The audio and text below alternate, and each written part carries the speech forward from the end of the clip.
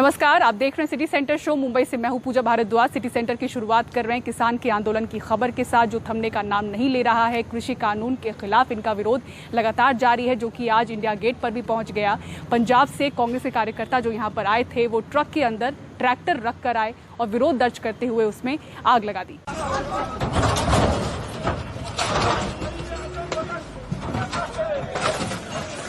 सोमवार सुबह India gate के पास राजपथ पर 15 से 20 लोग आए, एक ट्रक से पुराना ट्रैक्टर उतारा और उसे आग के हवाले कर दिया। उसके बाद किसान बिल का विरोध करते हुए प्रदर्शन किया और वहां से कुछ समय के बाद चले गए। ये पंजाब युवा कांग्रेस के कार्यकर्ताओं की करतूत थी। बाद में एनडीटीवी से बात करते हुए पंजाब युवा कांग्रेस अध्यक्ष ने कहा, सरकार ने किसानों को बेच दिया है। हमने ट्रैक्टर फूका, आपने किसानी फूक दी है। आपने किसानों को एक तरह से कमोडिटी बना के कॉर्पोरेट अदारों को बेच दिया है। आपने जीएसटी में छोटा कारोबारी मारा, आपने उसके बाद छोटा व्यापारी मारा, आज आप छोटा किसान मारने पे चले हैं। सीएम साहब, पंजाब कांग्रेस यूथ कांग्रेस वालों चंडीगढ़ से ट्रैक्टर फूका गया, आज दिल्ली में ट्रैक्टर में अग लगेगी, ये जायज है? ये तो अगर मेरा ट्रैक्टर है, मैं फूकना चाहते दोनों की भी है।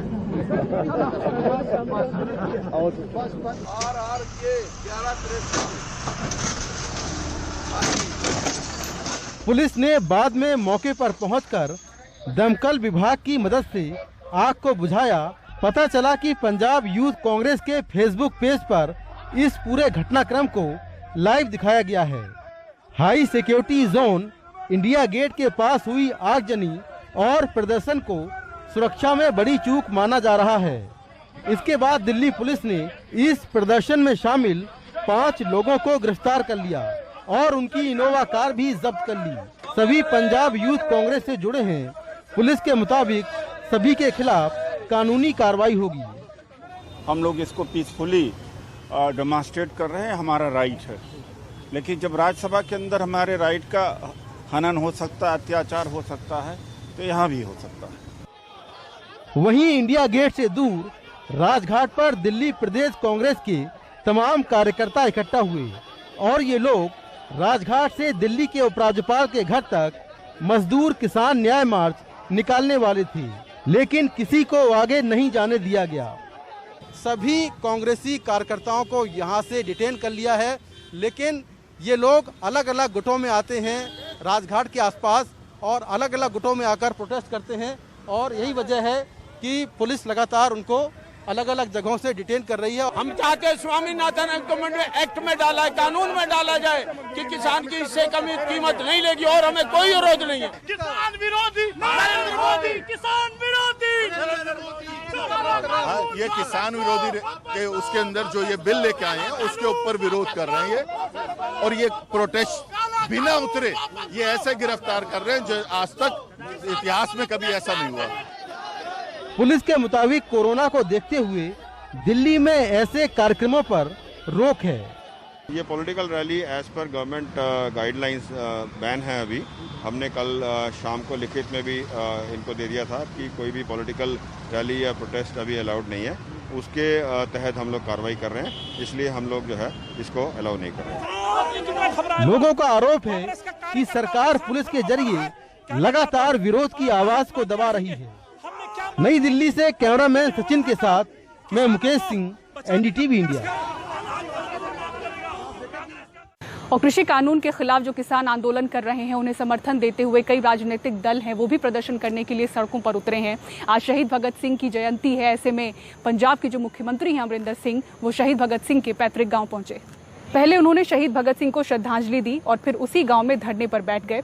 इससे पहले भी कैप्टन अमरिंदर सिंह लगातार कृषि कानून का विरोध करते रहे हैं, लेकिन पहली बार वो इसके खिलाफ धरने में शामिल हुए। और अब खबर कर्नाटक से। बीजेपी शासित राज्य होने के बावजूद किसानों का आंदोलन यहाँ भी कृषि कानून के खिलाफ हुआ। बीएस येदियुरप्पा जो कि मुख्यमंत्री हैं, वो अपने आप को किसान नेता मानते हैं। ऐसे में उनकी दुविधा भी समझी जा सकती है। नहीं चाहते हुए भी केंद्र सरकार और राज्य सरकार के खिलाफ उन्हें प्रदर्शन की इजाजत देनी पड़ी।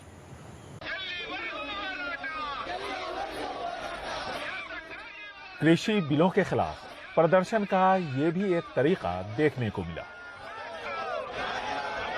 कर्नाटक के बेंगलुरु के साथ साथ तकरीबन सभी जगहों पर केंद्र सरकार के कृषि बिलों के खिलाफ इसी तरह प्रदर्शन हुए। किसानों का आरोप है कि नया कानून आने के बाद आलू, प्याज, दलहन को न्यूनतम समर्थन मूल्य नहीं मिलेगा, लेकिन केंद्र सरकार इससे इनकार करती रही है। ಯಾರು ಏನು ಮಾಡಂಗಿಲ್ಲ, ಆದರೆ ದೇಶಕ್ಕೆ ರೈತರಿಗೆ ಸುಳ್ಳು ಹೇಳ್ತಾ ಇದ್ದಾರೆ। यह सरकार किसानों से झूठ बोल रही है। नरेंद्र मोदी झूठे हैं। इसे लागू करने की कोशिश कर रहे येदियुरप्पा झूठ में मोदी का साथ दे रहे हैं। यह सब किसान के विरोधी हैं। इसके अलावा जो भूमि सुधार कानून लाया गया है वह भी किसानों के लिए नुकसानदेह ही है। सिर्फ कंपनियों को इससे फायदा होगा। इससे देश के लोगों को बहुत बड़ा झटका लगेगा। इसलिए हमें आजादी की दूसरी लड़ाई लड़नी पड़ेगी। ಇದರಿಂದ ಪಾರಾಗಲಿಯೋದು ಇನ್ನ ಎರಡನೇ ಸ್ವಾತಂತ್ರ್ಯ ಸಂಗ್ರಾಮ ನಡಿಬೇಕಾಗುತ್ತೆ। किसानों का विरोध प्रदर्शन सुबह से ही शुरू हो गया था। राज्य के अलग अलग हिस्सों में किसानों के साथ कन्नड़ संगठन भी आ खड़े हुए। बेंगलुरु के टाउन हॉल से मैसूर बैंक सर्कल तक कुछ इसी तरह शोर शराबा होता रहा। केंद्र सरकार के कृषि बिलों और राज्य की बीजेपी सरकार के भूमि सुधार बिल को लेकर नाराजगी दिखी। भूमि सुधार बिल के तहत किसानों की 4 एकड़ तक उपजाऊ भूमि उद्योगपति किसानों से सीधे खरीद सकेंगे। मैं मुख्यमंत्री किसानों की वजह से ही बन पाया हूँ। मैं किसानों से बैठकर बात करूंगा और इस मामले को सुलझाऊंगा। संक्रमण काल में प्रशासन नहीं चाहता था कि ऐसी कोई भी रैली निकले, लेकिन येदियुरप्पा की छवि जितनी एक लिंगायत नेता की है उतनी ही एक किसान नेता की भी। ऐसे में न चाहते हुए भी येदियुरप्पा को अपनी ही सरकार के खिलाफ रैली निकालने की इजाज़त देनी पड़ी। कहते हैं कि बीजेपी के अंदर येदियुरप्पा का जो विरोधी खेमा है उसने फिर इकट्ठा करने में एक अहम भूमिका निभाई। बेंगलुरु से कैमरामैन गोविंद मूर्ति के साथ निहाल खिदवई, NDTV इंडिया। और इसके अलावा दूसरे राज्यों में भी कृषि कानून के खिलाफ गुस्सा नजर आया। गुजरात के अहमदाबाद में कांग्रेस के कार्यकर्ताओं ने प्रदर्शन किया। हालात को देखते हुए पुलिस ने राज्य के कई कांग्रेस कार्यकर्ताओं को हिरासत में लिया। वहीं भोपाल में भी कांग्रेस कृषि कानून के विरोध में नारे लगाती दिखी। सड़कों पर लोगों का हुजूम दिखा। ऐसे में किसी तरह की स्थिति न बिगड़े इसलिए पुलिस प्रशासन भी भारी संख्या में मौजूद रहे। क्या बॉलीवुड के मशहूर फिल्मकार Karan Johar narcotics control bureau यानी कि NCB के निशाने पर है? हाल ही में सुशांत सिंह राजपूत के मौत से जुड़े ड्रग्स मामले में गिरफ्तार हुए क्षितिज प्रसाद के मजिस्ट्रेट के सामने दिए गए बयान को अगर हम देखें तो इससे यही जाहिर होता है, जहां उन्होंने आरोप लगाया है कि उन पर करण जौहर का नाम लेने के लिए दबाव बनाया गया। इतना ही नहीं, 3rd डिग्री का भी वो आरोप लगा रहे हैं। ये भी आरोप लगा रहे हैं कि उन्हें ब्लैकमेल किया गया। आपको बता दें कि क्षितिज प्रसाद जो हैं वो करण जौहर की धर्मा प्रोडक्शन की सिस्टर कंपनी से जुड़े हुए हैं। मशहूर फिल्म निर्माता करण जौहर क्या एक बार फिर से निशाने पर हैं? सुशांत सिंह राजपूत खुदकुशी मामले की जांच कर रही मुंबई पुलिस करण जौहर को समन करने वाली थी। तभी मामले की जांच CBI को सौंप दी गई। CBI ने तो करण जौहर को नहीं बुलाया, पर सुशांत सिंह राजपूत ड्रग्स मामले की जांच कर रही नारकोटिक्स कंट्रोल ब्यूरो पर करण जौहर को घेरने की कोशिश का आरोप लगा है। आरोप किसी और ने नहीं बल्कि बॉलीवुड ड्रग्स रैकेट मामले में गिरफ्तार आरोपी क्षितिज प्रसाद ने लगाया है, वो भी मजिस्ट्रेट के सामने। क्षितिज प्रसाद के वकील ने बयान जारी किया है कि NCB मुंबई के जोनल डायरेक्टर समीर वानखड़े ने क्षितिज पर दबाव बनाया कि वो करण जौहर, सोमेल मिश्रा, राखी, अपूर्वा, नीरज या राही के खिलाफ बयान दे और ये कहे कि ये लोग ड्रग्स लेते हैं। क्षितिज के मुताबिक जब उसने झूठ बोलने से इनकार किया तो समीर वानखड़े ने उसे धमकाया कि तुम सहयोग नहीं कर रहे हो, इसलिए तुम्हें सबक सिखाएंगे। ये कहकर समीर वानखड़े ने अपनी कुर्सी के बगल में जमीन पर बैठाया और अपना जूता क्षितिज के चेहरे के पास रखकर कहा कि ये तुम्हारी औकात है। क्षितिज प्रसाद उस धर्मा प्रोडक्शन की सिस्टर कंसर्न कंपनी से जुड़े रहे हैं जिसके मालिक करण जौहर हैं। क्षितिज ने मामले में खुद को फंसाने का आरोप लगाया है। क्षितिज प्रसाद की गिरफ्तारी से 28 जुलाई 2019 का वीडियो फिर से चर्चा में आ गया है। NCB कहीं क्षितिज के जरिए इस वीडियो की तह तक जाने की कोशिश में तो नहीं। NCB इस पर तो चुप है, पर क्षितिज के आरोपों को निराधार बताया है। NCB के मुताबिक वो एक प्रोफेशनल जांच एजेंसी है और अपनी जांच में इस तरह के गलत तरीकों का इस्तेमाल नहीं करती है। इस बीच महाराष्ट्र के गृह मंत्री अनिल देशमुख ने सीबीआई जांच में हो रही देरी पर सवाल उठाया है। ऐसा है, करीबन 1.5 महीने के करीब हो गया है ये पूरा सीबीआई को हैंड ओवर करने के बाद। अब 1.5 महीने के बाद अभी उनकी जांच कहां तक आई है, बड़े बेसब्री से हम उनका इंतजार कर रहे हैं। सीबीआई की टीम ने मुंबई में तकरीबन 1 महीना रहकर जांच की, लेकिन ये पता नहीं चल पाया है कि सुशांत ने खुदकुशी की या फिर हत्या की गई है। अब गृह मंत्री अनिल देशमुख के बयान के बाद सीबीआई ने बयान जारी कर साफ किया है कि जांच पेशेवर तरीके से हो रही है और अभी तक किसी भी पहलू को नकारा नहीं गया है। मुंबई से कैमरामैन संतोष नागवेकर के साथ सुनील सिंह, एनडीटीवी इंडिया के लिए। और कोरोना से सबसे ज्यादा ग्रसित महाराष्ट्र राज्य से रेमडेसिविर, जो कि जीवन रक्षक दवा मानी जा रही है, उसकी कमी की खबर एक बार फिर से आ रही है, न सिर्फ महाराष्ट्र के ग्रामीण इलाकों से बल्कि मुंबई शहर से भी। इस बीच केंद्र सरकार ने निर्देश दिया है कि कम से कम इस दवा का इस्तेमाल हो और प्लाज्मा थेरेपी का भी कम से कम इस्तेमाल हो, ऐसे निर्देश दिए गए हैं। लेकिन जो ताज़ा गाइडलाइन है महाराष्ट्र सरकार की, उसमें कहा गया है कि जो मध्यम तौर पर बीमार कोरोना के मरीज हैं उन्हें भी ये दवा दी जा सकती है। ऐसे में डॉक्टर कह रहे हैं, एक्सपर्ट्स मान रहे हैं कि इससे उलझन पैदा हो रही है, क्योंकि केंद्र कुछ और कहता है और राज्य कुछ और। ये है जीवन रक्षक रेमडेसिविर इंजेक्शन। कोरोना से ग्रस्त गंभीर मरीजों के लिए ये जिंदगी की आस बनकर उभरा है। लेकिन महाराष्ट्र सरकार ने अपने इस ताजा गाइडलाइन में मॉडरेट यानी बीमार कोरोना मरीजों के लिए भी इसे देने की हरी झंडी दे दी है। नतीजा, मुंबई ही नहीं महाराष्ट्र के कई जिलों से इस जीवन रक्षक इंजेक्शन की कमी की रिपोर्ट आ रही है। ये शॉर्टेज न केवल मुंबई, ठाणे और पुणे ऐसे शहरी इलाकों में पाया जा रहा है, बल्कि महाराष्ट्र के कई ग्रामीण इलाके जैसे कि बुल्ढाना, गढ़चिरौली, जालना, चंद्रपुर, बीड, उस्मानाबाद ऐसे जिलों में भी भारी संख्या में ये उपलब्धि नहीं है।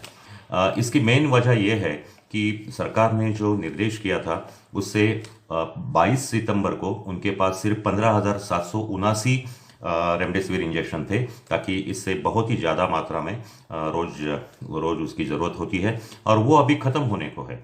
अभी सरकार ने ये बताया कि 30 सितंबर तक 1.5 लाख इंजेक्शन वो उपलब्ध करेंगे, लेकिन अभी तक वो नहीं हुए हैं। ये ऐसा होने की वजह यह है कि महाराष्ट्र गवर्नमेंट से इसका नियोजन है वो ठीक तरह से नहीं हो पा रहा है और इसलिए ये इंजेक्शन कम पाया जा रहा है। और दूसरी बात है कि उसका ब्लैक मार्केटिंग भी अभी से चालू है। कुछ दिन पहले जो इंजेक्शन 4,000 रुपये को मिल रहा था, सरकार ने उसकी प्राइस 2,626 की है, लेकिन असल में कभी कभी वो 10,000 या 15,000 तक भी लोगों को लेना पड़ता है। लेकिन केंद्र सरकार की सलाह है कि प्लाज्मा थेरेपी और रेमडेसिविर दवाइयां चूंकि अभी भी ट्रायल के दायरे में है, इसलिए इसका इस्तेमाल कम से कम हो। सरकार इस मुद्दे को लेकर बड़े प्राइवेट अस्पतालों के साथ बैठक कर चुकी है। इसमें एम्स के डायरेक्टर भी मौजूद रहे हैं। बैठक में प्राइवेट अस्पतालों को साफ निर्देश दिया जा चुका है कि वे नियमित उपचार के रूप में इनका उपयोग ना करें। इस संबंध में राज्य सरकारों व केंद्र शासित प्रदेशों को भी समय समय पर निर्देश दिए गए हैं। राज्य और केंद्र सरकार के बीच जीवन रक्षक दवा और प्लाज्मा थेरेपी को लेकर भले ही उनके सुझावों और निर्देशों में जरा उलझन दिख रही हो, लेकिन मुंबई के लीलावती के वरिष्ठ डॉक्टर बताते हैं कि रेमडेसिविर और प्लाज्मा से कईयों की जान बची है। जिसको मन में आता है कह देता है, अरे ये इससे दवाई से कुछ फायदा नहीं है, उस दवाई तो हमारे पास दवाइयाँ बची क्या है। बाकी जो सीरियस हैं, जिनका ऑक्सीजन कम होता है, जिनको बाईपैप या वेंटिलेटर लगता है, उनको हमको रेमडेसिविर देना पड़ता है, उसको हमको टोसिलिजुमैब देना पड़ता है। तो हम कहाँ से लाएं? वो प्लाज्मा देना पड़ता है। अब लोग कहते हैं प्लाज्मा का फ़ायदा नहीं है, लेकिन हमने दिया है। ऐसे नहीं है कि कुछ लोगों को फायदा हुआ है, कुछ लोगों को नहीं हुआ है। महाराष्ट्र में कोविड के मामले 13 लाख के पार पहुंच चुके हैं। 300 के ऊपर मौतें हो रही हैं। वैक्सीन पर तस्वीर साफ नहीं, बीमारी की कोई तय दवा नहीं। ऐसे में कुछ जिंदगियां बचा चुकी दवाओं या थेरेपी में कोई रुकावट ना हो, हेल्थ एक्सपर्ट्स यही मांग कर रहे हैं। मुंबई से पूजा भारद्वाज की रिपोर्ट, एनडीटीवी इंडिया के लिए।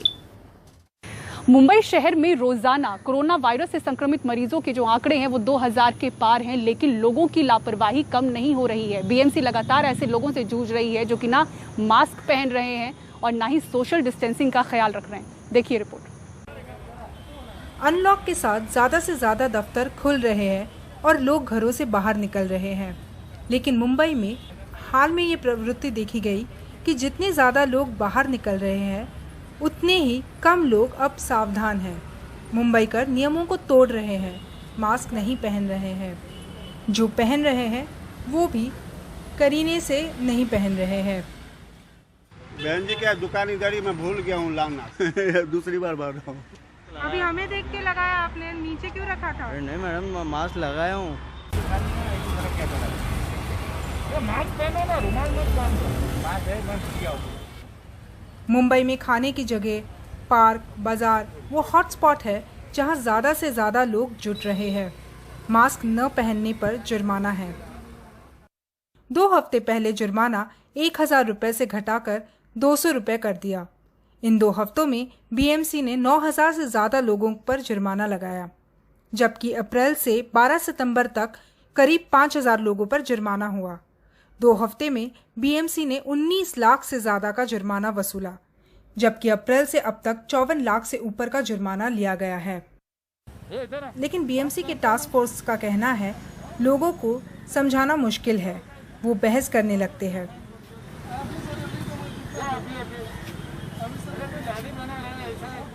तो उसमें क्या बताते, मेरे पास मास्क है, मैं अभी निकाला, जेब में रखा है, मैं घर पे भूल गया। नहीं तो कोई ऐसा गले में लटका के ले रहते, तो वो लोग को बोलते हम लोग भाई मास्क ठीक तरह से पहनो। अफसरों के मुताबिक एक तरह का लापरवाह रवैया दिख रहा है। लोग कई बार हाथापाई पर उतर आते हैं। सब लोगों को ये सब देख के मास्क कंपलसरी पहनना चाहिए। ये जो लोग पब्लिक केयरलेस हुई है ना, उसको जागरूक होना चाहिए। केयरलेसनेस आ गया है लोगों में केयरलेसनेस आ गया। इतना देखते हैं मीडिया में, इतना अपना इतना प्रचार हुआ है, न्यूज़पेपर में अपने इतने फोटो आते हैं, हम लोग इतना चार्ज मारते हैं, फिर भी लोग क्यों ऐसा करते हैं पता नहीं चले। केयरलेस ही रहते हैं, बिंदास आके घूमते जाते हैं। इतना 200 रुपये हम लोग चार्ज मारते हैं, पुलिस को बुला के उनको कस्टडी में भी बिठाते हैं। मुंबई में कोरोना वायरस के केसेस लगातार बढ़ रहे हैं और मास्क नहीं पहनना कोई भी एक्सक्यूज़ नहीं है। इसीलिए हम भी अपने दर्शकों से ये अपील करते हैं कि अगर आप बाहर जा रहे हैं तो मास्क ज़रूर पहनिए। मुंबई से कैमरा पर्सन प्रवीण जी रोहित के साथ पूर्वा चिटनिस, एनडीटीवी इंडिया। मध्य प्रदेश में एक डीजी रैंक के अधिकारी को उनके पद से क्यों हटाया गया, पूरी खबर एक ब्रेक के बाद। देखते रहिए सिटी सेंटर शो।